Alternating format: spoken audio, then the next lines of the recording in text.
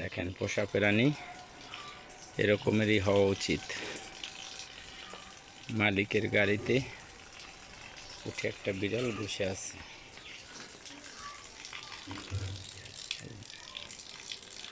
কত সুন্দর, মালিকের গাড়িতে উঠে বসে আছে।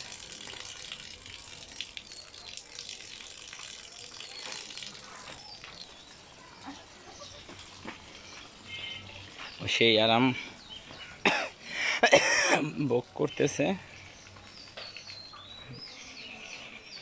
মোটরসাইকেলের মালিক মোটরসাইকেল রেখে গেছে, ওই সে সুন্দর ঘুমাচ্ছে।